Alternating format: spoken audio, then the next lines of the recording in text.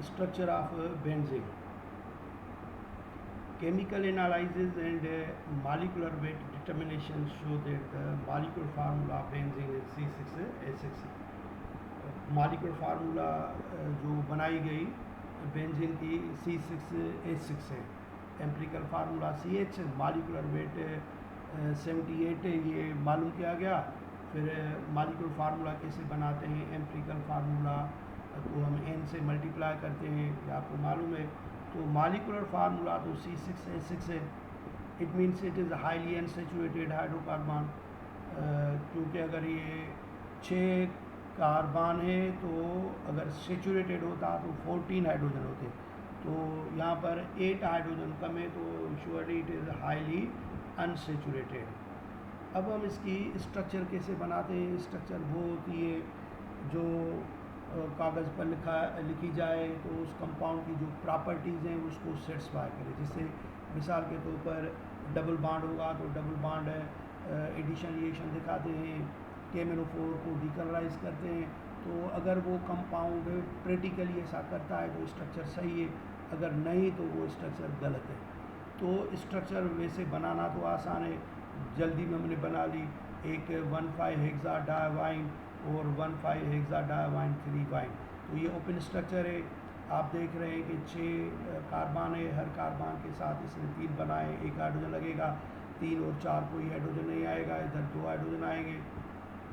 तो ये compound alkyne, alkyne और अल्काइन का है. तो ये हाईली अनसेचुरेटेड कंपाउंड है. और अनसेचुरेटेड कंपाउंड का कैरेक्टरिस्टिक रिएक्शन क्या होता है कि ये एडिशन रिएक्शन दिखाते हैं जल्दी में और KMnO4 को डीकलराइज करते हैं. लेकिन बेंजीन को अगर हम ये समझें कि उसकी ये ओपन स्ट्रक्चर है, तो बेंजीन को इसी तरीके से अल्कीन और अल्काइन की तरह डीकलराइज करना चाहिए था. लेकिन एक्चुअल प्रैक्टिस में KMnO4 के साथ वो रिएक्शन नहीं करता है, उसका कलर ख़त्म नहीं होता है. और उसके अलावा ये ब्रोमीन और क्लोरीन के साथ एडिशन रिएक्शन पे इतना जल्दी नहीं करता है जैसे कोई अल्कीन का मेंबर एडिशन रिएक्शन करता है. और उसके बजाय बेंजीन जो रिएक्शन दिखाता है वो अल्केन की तरह सेचुरेटेड हाइड्रोकार्बन की तरह सब्स्टिट्यूशन रिएक्शन दिखाता है. मिसाल के तौर पर मीथेन का हमने हेलोजिनेशन किया था तो मीथाइल क्लोराइड मिला था जिसमें एक हाइड्रोजन रिप्लेस किया था, तो उसको हमने नाम रखा था सब्स्टिट्यूशन रिएक्शन, हेलोजिनेशन रिएक्शन. तो बेंजीन जो हाईली अनसेचुरेटेड है और रिएक्शन किसकी तरह कर रहा है?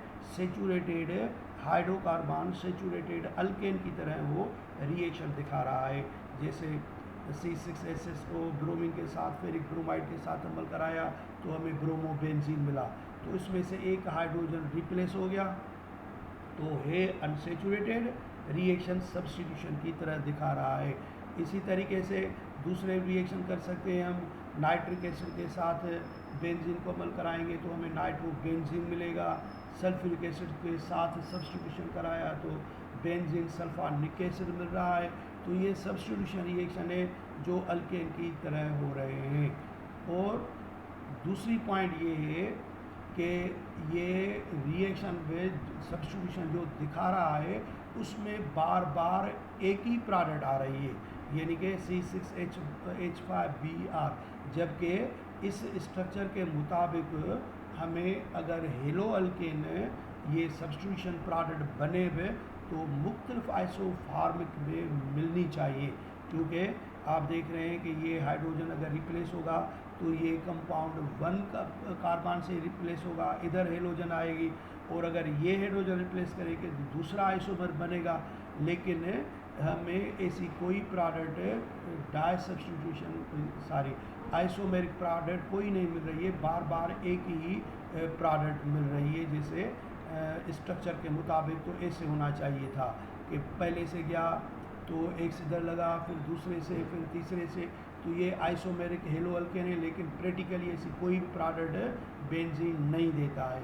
तो अब हम क्या सोचें कि या तो इसमें एक ही हाइड्रोजन है जो बार बार जो एक्टिव है, जो बार बार रिप्लेस हो रही है, या तो फिर हम ये समझें कि all the 6 hydrogen are equivalent, जो बराबर होने की वजह से किसी को भी रिप्लेस कर सकते हैं। तो ये उस ज़माने में बेंजीन की जो स्ट्रक्चर थी वो साइंटिस्ट के लिए बहुत बड़ा प्रॉब्लम बन गया था।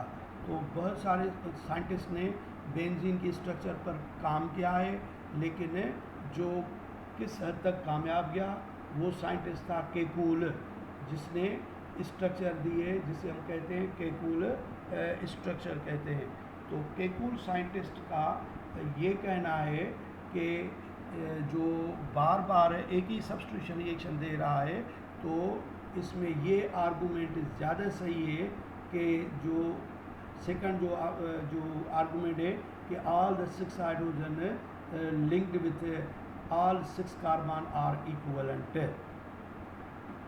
तो ये पॉसिबल तब होगा जब स्ट्रक्चर क्लोज्ड होगी, क्योंकि ओपन स्ट्रक्चर में तो सारे कार्बन बराबर नहीं है, उसमें प्राइमरी सेकेंडरी कार्बन है, तो हाइड्रोजन में प्राइमरी और सेकेंडरी हाइड्रोजन है, तो उसमें तो पॉसिबल है ही नहीं। तो ये पॉसिबल होगा किसमें, क्लोज चेन स्ट्रक्चर में। तो साइंटिस्ट केकुल ने, जो एक जर्मन केमिस्ट था, 1865 में ये स्ट्रक्चर प्रोपोज किए रिंग फॉर्म में, और ये उसने अल्टरनेटेड डबल बॉन्ड उस बेंजीन में रखे हैं। तो क्योंकि उसने 3 मॉलिक्यूल हाइड्रोजन के बेंजीन में ऐड करा लिए निकल की मौजूदगी में। तो केकुल ने ये कहा कि बेंजीन की जो स्ट्रक्चर है वो planar regular hexagonal ring structure है, containing 3 alternate double bond and 3 single bonds. So this is the structure given by the Kekulé. और केकुल ने ये स्ट्रक्चर बिल्कुल कुछ जो रिएक्शंस कराए हैं उसके बेसिस पर एक्सपेरिमेंटली दिया है। वैसे तो कहते हैं कि उसने ख्वाब देखा था, ड्रीम देखा था कि वो जो कार्बन के एटम्स हैं वो सांप की तरह, स्नेक की तरह वो शेप लेकर, और एक दूसरे को जो है वो एक सांप जो है वो अपने जो टेल को जो है वो बाइट कर रहा है, तो उसको साइक्लिक फॉर्म मिल रही है। तो उसी से उसने ये ड्रीम के जो ख्वाब देखा उसके बेसिस पर उसने स्ट्रक्चर बनाई है। वैसे क्या वो, लेकिन एक्सपेरिमेंटली उसने एक्सपेरिमेंट किए हैं, और उसने ये स्ट्रक्चर जिसे हम कहते हैं regular hexagonal ring structure containing 3 alternate double and single bond. लेकिन जैसे मैंने बताया कि दूसरे साइंटिस्ट भी काम कर रहे थे बेंजीन के स्ट्रक्चर पर, और 30 ईयर तक ये स्ट्रक्चर डिबेट होती रही, डिस्कशन करते रहे, झगड़ा करते रहे एक दूसरे के साथ। तो दूसरे साइंटिस्ट ने बेंजीन की जो केकुल की जो ये स्ट्रक्चर थी हेक्सागोनल रेगुलर रिंग स्ट्रक्चर, उस पर कुछ एतराज़ किए हैं। वो ऑब्जेक्शन क्या है, वो इम्पॉर्टेंट होते हैं जो हम पढ़ते हैं।